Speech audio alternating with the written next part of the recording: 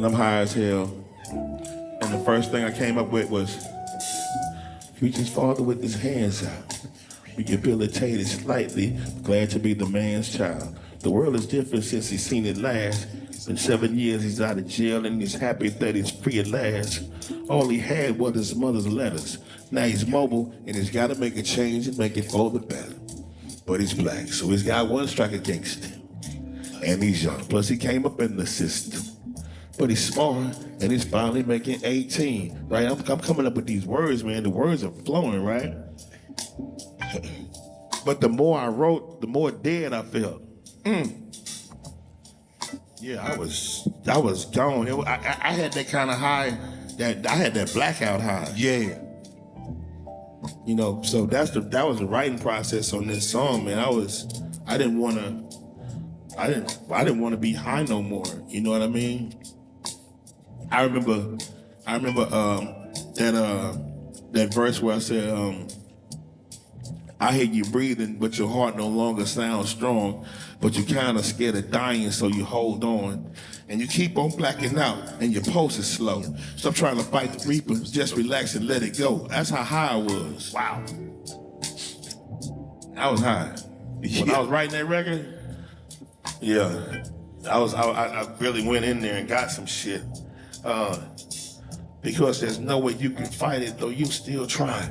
And you can try it till you fight it, but you'll still die. Your spirit leaves your body and your mind clears. Your morning starts to set and you out of you.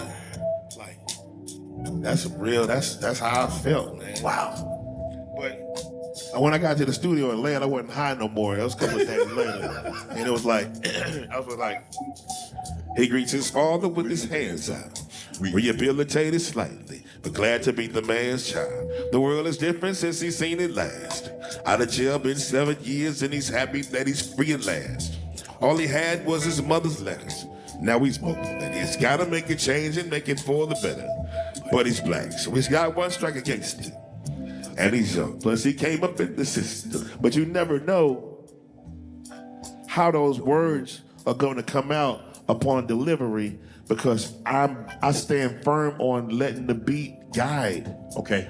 I use my voice as an instrument. Like, Okay. You'll never hear a song from me where the beat is doing one thing and my voice is doing another. Okay. Like, it's not gonna be a monotone. Right. Like, you know how some rappers get on the microphone and they rap the same way every time because they're not letting that beat lead. Mm-hmm. You know, they rapping off of their own instinct and not letting that beat guide. You gotta let that beat guide. Mm-hmm. And in order to let that beat guide, it's a vibe. Right.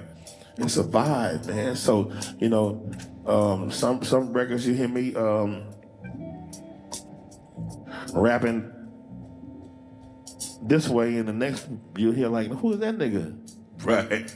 Like, I remember one time we was doing that, sitting at the stoplight, looking at hoes, peeping out this bitch in her black jabots, windows rolled up tight, top was closed, blowing switches, sweet smoke out my nose. E40 called me. Right. He like, man, you let Warren get on the track? I'm like, nah, nigga, that's me. Yeah, so I'm changing my voice. I'm changing the dynamic, the pitch. I'm changing the flow. The come lines are different. You know, the patterns, the rap patterns are different. Sunday morning, I'm off in church, sinning throughout the week, hustling every day. I'm getting it as we speak. I listen to preacher preach. Mama singing the song, ain't he clapping the hands? No, choir singing the song, ain't he clapping the hands? My mama singing along. I'm uncomfortable. I want to leave. Can't let my mama see. I ain't listening to the message. But it's different deliveries on different songs. Different songs call for different deliveries, different beats, man. Never seen a man cry until I seen a man die. The backdrop of that.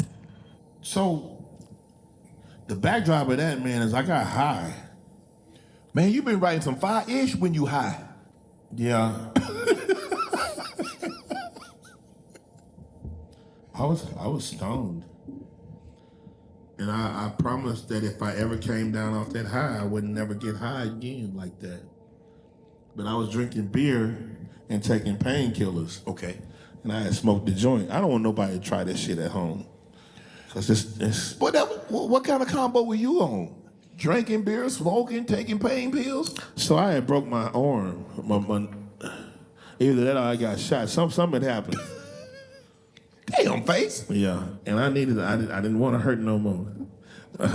Nate Dogg had the coldest song on that one. I don't want to hurt no more. Don't want to hurt no. I didn't want to hurt no more. Right. So I took a painkiller. I was drinking Miller Lights anyway.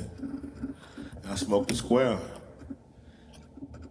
and that shit didn't end well. Did the words, I mean, how long did it take you to come up to lay those verses for that? Did it just start, the pen just started writing it like an auto pen? So I was in the studio and I made a beat, and it started with a bass line, and the bass line went like,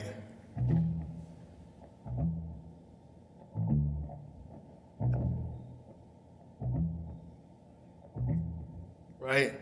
I did them on the keyboard. And then I played the,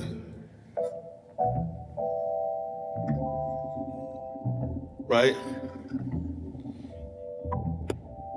So that's what I wrote the words to. Okay. The beat was,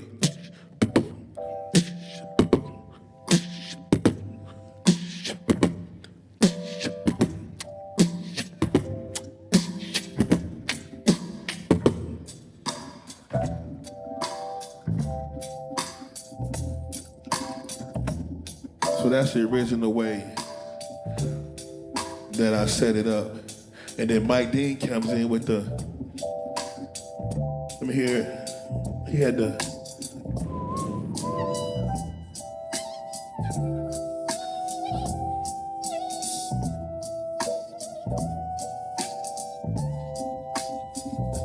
Mike Dean also played this guitar part that went kind of like this.